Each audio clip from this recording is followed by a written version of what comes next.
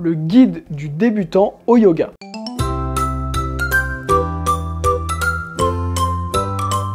Hello les Shape Yogi et bienvenue sur ma chaîne YouTube, c'est Sacha, je suis content de vous retrouver pour une nouvelle vidéo. Alors aujourd'hui j'ai décidé de faire cette vidéo pour toutes les personnes qui me regardent, qui débutent le yoga et qui m'envoient tous les jours des messages pour savoir quel matériel il faut choisir, par où on débute, comment on fait, combien de séances par semaine, bref, je vais répondre à tout. Et reste bien jusqu'au bout de la vidéo parce qu'à la fin, je vais t'expliquer comment avoir un plan de progression en fait adapté pour que tu puisses atteindre ton plein potentiel au yoga depuis chez toi. Avant que la vidéo commence, je vous rappelle que vous pouvez vous abonner gratuitement à la chaîne YouTube et activer la petite cloche de notification, ce qui vous permet d'être alerté des 2 vidéos que je sors chaque semaine, les mercredis soirs et les dimanches matins. Première partie de la vidéo, comment choisir son matériel. Alors ça c'est une question qui revient super souvent. Sacha, comment je fais pour choisir mon tapis de yoga? Est-ce qu'il y a besoin d'acheter d'autres choses? Comment faire? Alors moi c'est vrai que j'ai les mains qui transpirent quand je fais du yoga et je glisse souvent sur les tapis et pour ça j'ai décidé de pouvoir tout simplement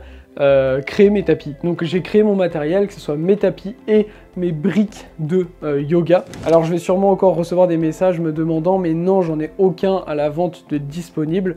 Peut-être qu'il y en aura dans le futur. Mais j'avais créé mes tapis et mes briques pour avoir vraiment le matériel qui me convient, avec un tapis qui ne glisse pas, antidérapant, avec des lignes également pour bien se placer, parce que même quand on est prof, c'est agréable de pouvoir avoir une ligne qui nous certifie qu'en fait nos pieds sont bien alignés, etc. C'est quand même plus sympa. J'ai également créé mes briques de yoga, très important.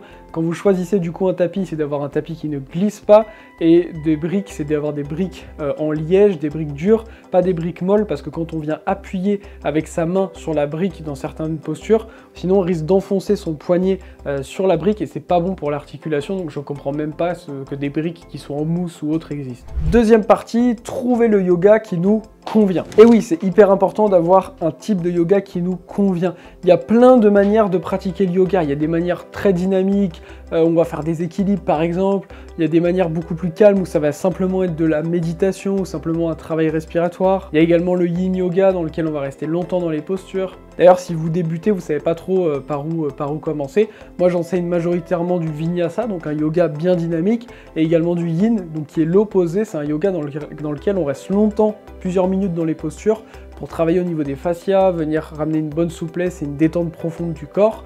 Donc si vous cherchez un petit peu, je vous invite à aller dans la description. J'ai créé un défi 30 jours 100% gratuit qui vous permet tout simplement d'avoir chaque jour, vous recevez un mail avec un cours de yoga sur différentes thématiques tout au long de ces 30 jours. Donc c'est une bonne idée et un bon début si vous débutez le yoga pour essayer de trouver le yoga qui vous correspondra bien. Troisième point, il va falloir choisir si vous voulez faire du yoga chez vous ou en salle de yoga ou salle de sport, etc. Donc pour ça c'est très simple, il y a plusieurs critères à prendre en compte. Personnellement, moi j'adore pratiquer chez moi parce que déjà je voyage, donc ça me permet en fonction dans le pays dans lequel je vais être, etc., de ne pas dépendre de cours dans un endroit. Ça me permet également de pratiquer quand je veux parce que je gère mon emploi du temps comme je veux au quotidien et j'aime bien pratiquer souvent plusieurs fois des petites sessions dans ma journée, donc ça me permet d'être complètement libre sur ma pratique. Mais si vous avez envie de pratiquer dans une salle ou autre, il va falloir vous renseigner, voir si c'est possible autour de chez vous et voir surtout si ça vous convient. Quatrième point, faire un bilan de départ. Et oui, ce qui fait que la majorité des personnes ne progressent pas au yoga, c'est parce qu'il n'y a aucun plan de progression et du coup, il n'y a aucun bilan de départ. Moi, ce que j'amène à chacun de mes élèves dans mon programme Shape Yoga Balance, d'ailleurs, si vous voulez rejoindre mon accompagnement personnalisé de yoga, vous pouvez apprendre un premier bilan qui est complètement offert. Je vous mets le lien dans la description, ce qui vous permettra de réserver un rendez-vous dans lequel justement on fait ce bilan avec vous pour vous aider. Parce que ce qui se passe aujourd'hui, c'est que si par exemple vous allez dans un studio de yoga, vous arrivez, vous ouvrez la porte et puis vous allez suivre un cours, etc. Mais le professeur, il va pas vous connaître, ou peut-être il va peut-être juste demander si vous n'avez pas une blessure, mais c'est tout. Et en réalité, chacun a des objectifs différents, chacun a un passé physique, un passé... Voilà, chacun a des singularités, et c'est pour ça qu'avoir un bilan de départ, c'est très très important pour savoir d'où est-ce que vous partez et où est-ce que vous voulez aller. Parce que imaginez que par exemple, vous n'êtes pas souple du tout et vous avez envie de faire le grand écart. Si vous allez dans un cours qui est très doux, de yoga où en fait le professeur n'accentue pas une vraie progression sur le grand écart et vous n'allez jamais atteindre votre objectif et ça va vous frustrer et vous risquez d'abandonner. Donc faire ce point de départ est très important. Cinquième partie, fixer ses objectifs. Et oui, une fois que vous avez fait un point de départ, fixer ses objectifs, c'est un élément clé de la progression. Sans objectif, on est dans le vague. J'utilise souvent cet exemple de la course à pied en comparaison avec le yoga pour mes élèves.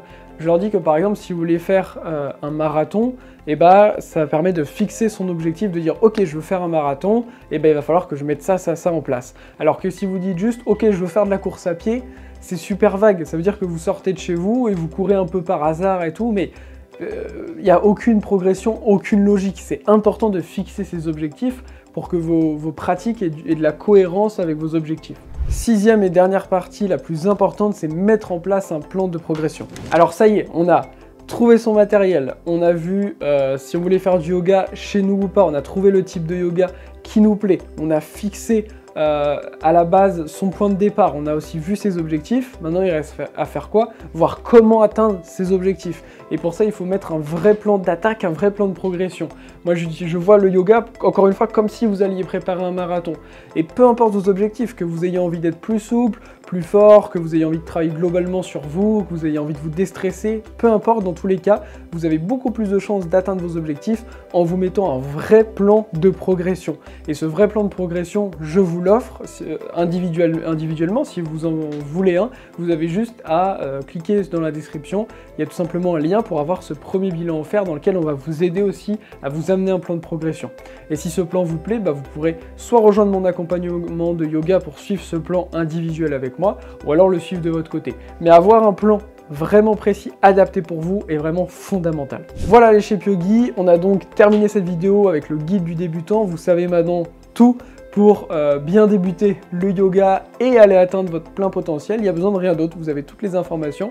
Je vous rappelle que si vous vous abonnez à la chaîne YouTube et que vous activez les cloches, ça vous permet d'avoir tous les mercredis et tous les dimanches une petite notification quand je sors une nouvelle vidéo. Je vous dis à très vite, namasté.